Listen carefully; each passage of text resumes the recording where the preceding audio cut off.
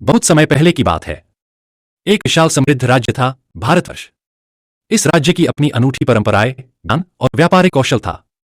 यहाँ के लोग खेती, शिल्प, विज्ञान और गणित में निपुण थे। हजारों सालों तक उन्होंने दुनिया को योग, आयुर्वेद, दर्शन और शून्य जैसी अनमोल खोजें दी। एक दिन एक जादुई दूत भारतवर्ष के राजा के दरबार में आया और बोला, महाराज, दुनिया एक नया युग देख रही है, वैश्वीकरण का। इससे व्यापार के द्वार खुलेंगे, सीमाएं लुप्त हो जाएंगी और हर कोई समृद्ध होगा। राजा ने अपने विद्वानों और व्यापारियों से सलाह ली। उन्होंने पाया कि यदि भारत अपनी पुरानी परंपराओं के साथ नई तकनीकों को अपनाए तो वह दुनिया का व्यापारिक केंद्र बन सकता है। यहां के सस्ते और कुशल श्रमिकों ने दुनिया के लिए ये वस्त्र, फर्मा और आईटी सेवाएं तैयार करनी शुरू कर दी।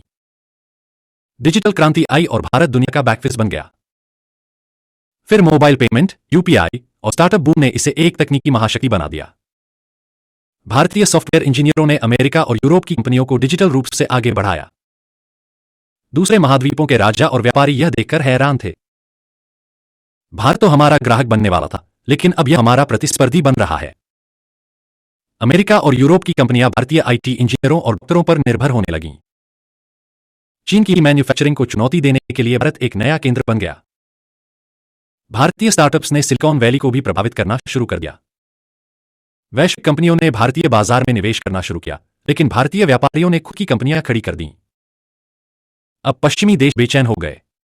वे सोचते कि अगर भारत इसी तरह बढ़ता रहा तो वे कैसे आगे रहेंगे। वे कभी अंतर्राष्ट्रीय नियमों के नाम पर भारत को रोकने की कोशिश करते, कभी नए व्यापार प्रतिबंध लगाते, कभी भारतीय टेक्नोलॉजी कंपनियों पर सवाल उठाते। भारत वैश्वीकरण का फायदा उठाकर खुद को एक नई ऊंचाई पर ले जा रहा था, जबकि पश्चिमी देश उस प्रक्रिया को नियंत्रित करना चाहते थे। लेकिन भारत के पास ज्ञान, कौशल और आत्मनिर्भरता का जादुई सूत्र था। राजा समझ गए कि अब भारत को खुद के पैरों पर खड़ा होना होगा, ताकि कोई भी बाहरी ताकत उसकी गति को रोक न सके। जो खुद को ज्ञान, तकनीक और आत्मनिर्भरता से सशक्त बनाता है, वही वैश्वीकरण का असली लाभ लेता है। भारत का वैश्वीकरण पश्चिमी देशों की तरह एक तरफा व्यापारिक लाभ तक सीमित नहीं है, बल्कि यह एक संतुलित और नैतिक वैश्वीकरण है, जिसमें ज्ञान, आत्मनिर्भरता और संप्रभुता का समावेश है। ऋग्वेद और उपनिषदों में वसुधैव कुटुंबकम, समस्त विश्व एक परिवार है, का सिद्धांत दिया गया है। यह भारत की मूलभूत सोच को दर्शाता है। भारत का ज्ञान और संस्कृति कभी भी सीमित नहीं रहे, बल्कि पूरी दुनिया के लिए खुले रहे हैं। जब पश्चिमी देश वैश्वीकरण को केवल व्यापार और पूंजीवाद के रूप में देखते हैं, भारत इसे ज्ञान और योग के रूप में देखता है।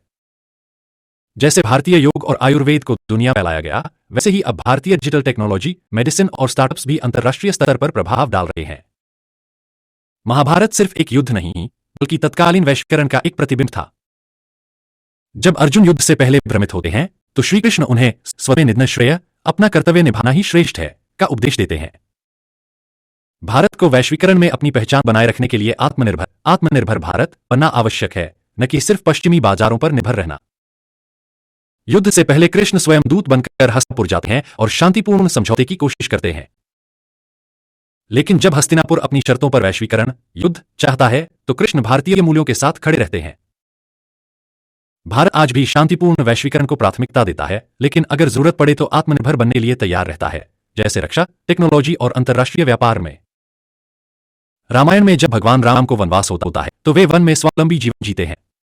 वनवास में भी वे स्थानीय लोगों, निषादराज, सुग्रीव, विभीषण के साथ मिलकर सहयोग और कूटनीति से अपने लक्ष्य को प्राप्त करते हैं। यदि किसी राष्ट्र को आगे बढ़ना है, तो उसे बाहरी शक्तियों पर कम, अपनी क्षमता पर अधिक निर्भर रहना होगा। विदेशी कंपनियों से सहयोग लें, लेकिन अपनी नीतियों को खुद तय करें, जैसे भारत का मेक इन इंडिया और डिजिटल इंडिया अभियान। चाणक्य, कौटिल्य का अर्थशास्त्र वैश्वीकरण और व्यापारिक नीतियों का सबसे पुराना और ठोस ग्रंथ है। कौटिल्य कहते हैं कि एक राष्ट्र को अपनी अर्थव्यवस्था को मजबूत करना चाहिए और अनावश्यक विदेशी निर्भरता से बचना चाहिए। अगर कोई देश आपके बाजारों को हड़पना चाहता है, तो आपको बुद्धिमानी से अपने व्यापारिक नियम बनाने होंगे। कर और आर्थिक नीति, एक राष्ट्र को व्यापारियों का सहयोग लेना चाहिए, लेकिन बाहरी शक्तियों को अपने बाजार पर हावी नहीं होने देना चाहिए। भारत आज make in India, digital India और स्टार्टअप इंडिया के जरिए अपने आर्थिक ढांचे को मजबूत कर रहा है। पश्चिमी देश भारत को सिर्फ एक बाजार के रूप में देखना चाहते हैं, लेकिन भारत नवाचार और उत्पादन केंद्र बन रहा है। गीता का संदेश, योगस्थ कुरु कर्माणि। भगवद गीता का यह उपदेश, कर्मयोग, वैश्वीकरण के संदर्भ में बेहद प्रासंगिक है। अर्थ, अपने धर्म, कर्तव्य का पालन करते हुए कर्म करो, लेकिन फल की चिंता मत करो। भारत को तकनीक, शिक्षा और व्यापार में आगे बढ़ते रहना चाहिए, भले ही पश्चिमी देश उसे रोकने की कोशिश करें। यदि भारत का ध्यान केवल आयात निर्यात पर रहेगा तो यह अपनी शक्ति को सीमित कर लेगा। समुद्र मंथन भारतीय वैश्वीकरण का सबसे सटीक प्रतीक है। देवता, सकारात्मक शक्तियां और असुर, स्वार्थी शक्तियां मिलकर अमृत प्राप्त करने के लिए समुद्र मंथन करते हैं। इस प्रक्रिया में अनेक वस्तुएं निकलती हैं, कुछ शुभ, कुछ अशुभ। जब भारत वैश्वीकरण के सागर में प्रवेश करता है तो उसे भी अच्छे और बुरे दोनों अनुभव होते हैं। अमृत, नई तकनीक, व्यापारिक अवसर, ज्ञान और समृद्धि। विष, पश्चिमी देशों का आधिपत्य, सांस्कृतिक अपसंस्कृति, आर्थिक असमानता। जैसे भगवान शिव ने विष पिया और उसे गले में धारण किया, नीलकंठ बने, वैसे ही भारत को वैश्वीकरण के हानिकारक प्रभावों को नियंत्रित करना सीखना होगा, न कि उनका शिकार बना। अर्जुन का धनुष गांडीव केवल एक हथियार नहीं था, बल्कि यह उसके कौशल और रणनीतिक सोच का प्रतीक था। गांडीव का तात्पर्य है भारतीय नवाचार, तकनीकी और आत्मनिर्भरता। यदि भारत अपने गांडीव, तकनीकी और आर्थिक शक्ति को छोड़ देगा तो बाहरी शक्तियां उसे कमजोर कर देंगी। भारत को न केवल वैश्वीकरण में भाग लेना है, बल्कि अपने शस्त्र, तकनीक, व्यापारिक नीतियां, शिक्षा को सुदृढ़ करना होगा। जब राम और उनकी सेना लंका पहुंचने की तैयारी कर रहे थे, तब सीता की खोज के लिए हनुमान को समुद्र पार जाना था। वे अपनी असीम शक्ति को पहचानकर विशाल छलांग लगाते हैं और सफल होते हैं। हनुमान की तरह भारत को भी अपनी शक्ति को पहचानना होगा। यदि भारत केवल पश्चिमी देशों के उत्पादों और तकनीकों पर निर्भर रहेगा तो वह कभी भी आत्मनिर्भर नहीं बन सकेगा। स्टार्टअप और इनोवेशन भारतीय छलांग के प्रतीक हैं। जो देश तकनीक में छलांग नहीं लगाते, वे दूसरों पर निर्भर हो जाते हैं। रामायण में भगवान राम और उनकी सेना ने राम सेतु का निर्माण किया, जो पूरी तरह से संगठन और सहयोग पर आधारित था। यदि भारत को वैश्वीकरण में सफल होना है तो उसे अपने डिजिटल बुनियादी ढांचे को मजबूत करना होगा। राम सेतु की तरह भारत डिजिटल सेतु बना होगा, जहां डेटा, तकनीक और नवाचार भारतीय नियंत्रण में हो। जैसे नल ने विज्ञान का उपयोग कर पुल बनाया, वैसे ही आज भारतीय वैज्ञानिक और उद्यमी एआई, ब्लॉकचेन और स्पेस टेक्नोलॉजी में नए पुल बना रहे हैं। नटराज की नृत्य मुद्रा में दो महत्वपूर्ण तत्व हैं, सृजन और सहार। भारत के लिए इसका अर्थ, वैश्वीकरण के नृत्य में भारत को सृजन, नई तकनीक, व्यापार और सहार, पुरानी निष्क्रिय अवस्थाएं के बीच संतुलन बनाए रखना होगा। यदि भारत केवल उपभोक्ता बना रहेगा और अपना उत्पादन नहीं बढ़ाएगा तो वह असंतुलित हो जाएगा। यदि भारत संतुलन बनाए रखे तो वह वैश्विक स्तर पर अपनी पहचान बना सकता है, ठीक वैसे ही जैसे नटराज का नृत्य संसार में ऊर्जा प्रवाहित करता है। भगवान विष्णु का सुदर्शन चक्र केवल एक हथियार नहीं है, बल्कि यह रणनीतिक दूरदर्शिता और सही समय पर सही निर्णय लेने का प्रतीक है। वैश्वीकरण में भारत के लिए यह क्यों महत्वपूर्ण है? सुदर्शन चक्र हमेशा श्री विष्णु के साथ रहता है, लेकिन वे इसे सही समय पर ही प्रयोग करते हैं। भारत को भी अपनी तकनीक और नीतियों को सोच समझकर लागू करना होगा। यदि हम अपनी शक्तियों को पहचानकर उनका सही उपयोग करेंगे तो वैश्वीकरण में हमारी स्थिति मजबूत होगी। भगवान शिव का त्रिशूल 3 मुख्य शक्तियों का प्रतीक है। भारत के वैश्वीकरण के लिए त्रिशूल के 3 मुख्य स्तंभ। तकनीकी आत्मनिर्भरता, आत्मनिर्भर टेक, भारत को अपने हार्डवेयर और सॉफ्टवेयर में आत्मनिर्भर होना होगा। सांस्कृतिक सशक्तिकरण, भारतीय भाषा, कला और शिक्षा को वैश्विक स्तर पर पहचान दिलानी होगी। आर्थिक स्वायत्तता, पश्चिमी बाजारों पर पूरी तरह निर्भर न रहकर अपनी कंपनियों और बाजारों को सशक्त बनाना होगा। यदि भारत इन 3 बिंदुओं पर संतुलन बनाए रखे तो वह वैश्वीकरण में मजबूती से खड़ा रह सकता है। वैश्वीकरण एक शतरंज का खेल है। जो अपने मोहरों को सही तरीके से चलता है वही विजेता बनता है। भारत को अब अपने मोहरे समझदारी से चलने होंगे। प्राचीन भारत रोम, ग्रीस और चीन से व्यापार करता था। भारत के मसाले, वस्त्र और ज्ञान का निर्यात होता था। यह वैश्वीकरण प्राकृतिक था क्योंकि यह समानता और आदान प्रदान पर आधारित था। यूरोपीय देशों ने औद्योगिक क्रांति के बाद उपनिवेश बनाए। भारत को कच्चे माल के आपूर्तिकर्ता और उपभोक्ता में बदल दिया गया। यह वैश्वीकरण आर्थिक दासता पर आधारित था, जहां सत्ता पश्चिमी देशों के हाथों में थी। इंटरनेट, एआई और डिजिटल व्यापार ने वैश्वीकरण को नई दिशा दी। अब आर्थिक शक्ति केवल संसाधनों पर नहीं, बल्कि डाटा, नवाचार और सॉफ्टवेयर पर निर्भर है। भारत इस दौर में आईटी और डिजिटल सेक्टर में नई संभावनाएं खोज रहा है। आधुनिक वैश्वीकरण को 3 मुख्य भागों में समझा जा सकता है। आर्थिक वैश्वीकरण, इकोनॉमिक ग्लोबलाइजेशन। बहुराष्ट्रीय कंपनियां, एमएनसी, किसी एक देश की नहीं होती, वे वैश्विक होती हैं। भारत में एप्पल, टोसा और अमेज़न जैसे ब्रांड निवेश करते हैं। भारत को केवल उपभोक्ता बाजार नहीं रहना चाहिए, बल्कि उत्पादन और नवाचार केंद्र बनना चाहिए। भारत के लिए चुनौतियां। पश्चिमी देश भारत को सिर्फ सस्ते श्रमिकों का स्रोत मानते हैं। पेटेंट और बौद्धिक संपदा अधिकार आईपीआर भारत के नवाचारों को सीमित कर सकते हैं। डब्ल्यूटीओ जैसी संस्थाएं कभी कभी भारत की स्वायत्तता को प्रभावित करने की कोशिश करती हैं। भारत के लिए अवसर। मेड इन इंडिया और आत्मनिर्भर भारत जैसी योजनाएं वैश्विक प्रतिस्पर्धा में भारत की मदद कर सकती हैं। डिजिटल अर्थव्यवस्था, यूपीआई, रुपए, ओएनडीसी के माध्यम से भारत वैश्विक वित्तीय सिस्टम में अपनी जगह बना सकता है। नई आपूर्ति श्रृंखला में भारत चीन का विकल्प बन सकता है। राजनीतिक वैश्वीकरण, पॉलिटिकल ग्लोबलाइजेशन। वैश्वीकरण केवल आर्थिक नहीं, बल्कि राजनीतिक शक्ति संतुलन का भी खेल है। G20, ब्रिक्स, क्वाड जैसे समूहों में भारत की भागीदारी महत्वपूर्ण है। पश्चिमी देश लोकतंत्र और मानवाधिकार के नाम पर वैश्वीकरण का प्रयोग अपनी राजनीतिक शक्ति बढ़ाने के लिए करते हैं। भारत के लिए चुनौतियां। पश्चिमी मीडिया और संस्थाएं भारत की नीति को प्रभावित करने की कोशिश करती हैं। पश्चिमी देश नियम आधारित व्यवस्था, रूल्स बेस्ड ऑर्डर की बात करते हैं, लेकिन जब भारत अपनी स्वायत्त नीति बनाता है तो वे इसका विरोध करते हैं। संयुक्त राष्ट्र जैसी संस्थाओं में भारत को अभी तक स्थायी सदस्यता नहीं मिली है। भारत के लिए अवसर। ब्रिक्स और वैश्विक दक्षिण के देशों के साथ मिलकर भारत एक नया व्यापारिक और राजनीतिक ध्रुव बना सकता है। नीति अपनानी होगी जिसमें वह पश्चिम और रूस चीन दोनों के साथ संतुलन बनाए रखे।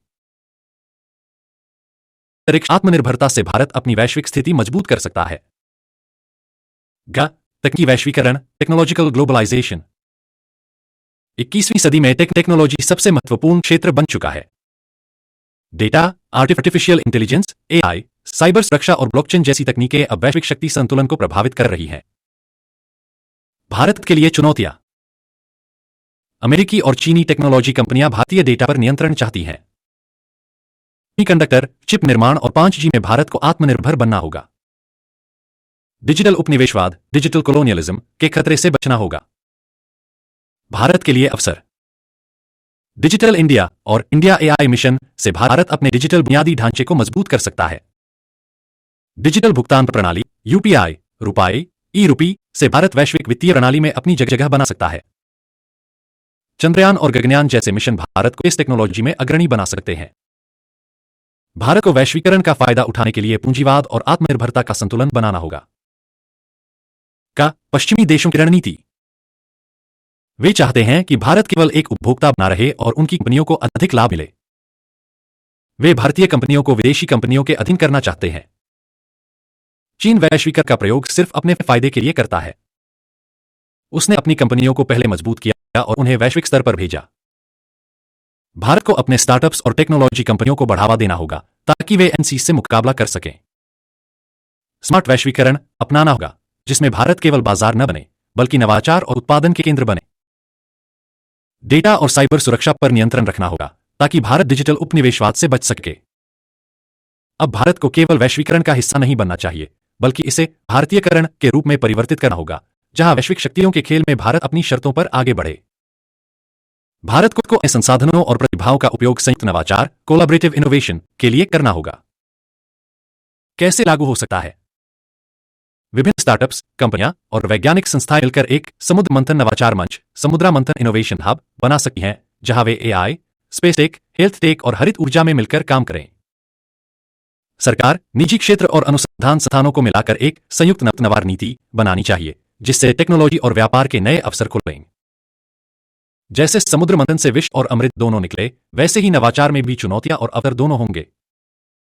इस प्रक्रिया में भारत को वैश्विक कंपनियों का एक अधिकार, डेटा उपनिवेशवाद को संतुलित करना होगा और अमृत, तकनीकी आत्मनिर्भरता, नए स्टार्टअप को अपनाना होगा।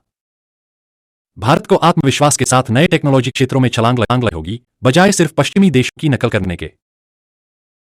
कैसे लागू हो सकता है?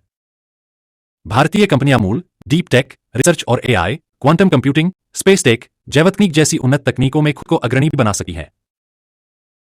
सरकार और निजी क्षेत्र को हनुमान लीप फंड की स्थापना करनी चाहिए, जो हाई रिस्क, हाई रिवॉर्ड और टेक्नोलॉजी स्टार्टअप्स को वित्तीय सहायता दे।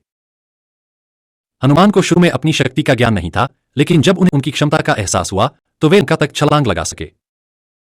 भारत के युवा स्टार्टअप्स को भी अपनी मौलिक नवाचार शक्ति को पहचानना होगा और वैश्विक टेक्नोलॉजी प्रतिस्पर्धा में छलांग लगानी होगी। भारत को स्वतंत्र और आत्मनिर्भर डिजिटल इंफ्रास्ट्रक्चर बनाना होगा, जिससे वह डिजिटल उपनिवेशवाद से बच सके। कैसे लागू हो सकता है? राम सेतु नेटवर्क। भारत को अपने डेटा सेंटर, क्लाउड सर्वर और साइबर सुरक्षा ढांचे को मजबूत करना होगा। भारतीय डिजिटल संप्रभुता नीति। भारत को सुनिश्चित करना होगा कि उसकी महत्वपूर्ण डिजिटल सेवाएं यूपीआई, रुपाई, 5G, AI विदेशी कंपनियों पर निर्भर न रहें। जैसे राम और उनकी सेना ने समुद्र पर सेतु बनाया, वैसे ही भारत को भी डिजिटल सेतु बनाना होगा, जहां भारतीय डेटा और टेक्नोलॉजी सुरक्षित रहे। इस मॉडल के तहत नए भारतीय डेटा सर्वर और क्लाउड इंफ्रास्ट्रक्चर को प्राथमिकता देनी चाहिए। भारत को वैश्वीकरण का हिस्सा तो बनना चाहिए, लेकिन अपने सांस्कृतिक और आर्थिक मूल्यों के संतुलन को बनाए रखते हुए। कैसे लागू हो सकता है? भारत को अपने सांस्कृतिक उद्योग, फिल्म, योग, आयुर्वेद, भारतीय भाषाएं को वैश्विक ब्रांड बनाना चाहिए। भारत केंद्रित सोशल मीडिया और AI प्लेटफॉर्म विकसित करने चाहिए, जो भारतीय मूल्यों और भाषा को प्राथमिकता दें। भारत को टेक्नोलॉजी का उपभोक्ता बनने के बजाय टेक्नोलॉजी निर्माता बनने की नीति अपनानी चाहिए। नटराज का नृत्य सहार और सृजन दोनों प्रतीक है। भारत को भी असंतुलित वैश्वीकरण, जो भारतीय उद्योगों को नुकसान पहुंचाता है, को समाप्त करना होगा और नए आत्मनिर्भर व्यापार और टेक्नोलॉजी संरचनाओं का निर्माण करना होगा। भारत को अपनी कूटनीति और व्यापार नीति को सक्रिय और रणनीतिक बनाना होगा, न कि केवल प्रतिक्रिया देने वाली। कैसे लागू हो सकता है? प्रश्न व्यापार रणनीति। भारत को अपनी सप्लाई चेन को चीन जैसे देशों से स्वतंत्र बनाना होगा और अन्य विकासशील देशों को अपने व्यापार नेटवर्क से जुड़ना होगा। Sudarshan take diplomacy. भारत को AI, साइबर सिक्योरिटी और सेमीकंडक्टर के क्षेत्र में अग्रणी बनकर वैश्विक नीति निर्माताओं पर प्रभाव डालना होगा। भारत को भारत नेट जैसे प्रोजेक्ट्स के जरिए अफ्रीका और एशिया में डिजिटल कनेक्टिविटी फैलानी चाहिए, जिससे वह डिजिटल ग्लोबल लीडर बन सके। सुदर्शन चक्र केवल एक हथियार नहीं था, बल्कि यह रणनीतिक बुद्धिमत्ता और दूरदर्शिता का प्रतीक था। भारत को अपनी कूटनीति और व्यापार नीति में दृढ़ता और स्मार्ट निर्णय लेने की क्षमता विकसित करनी होगी।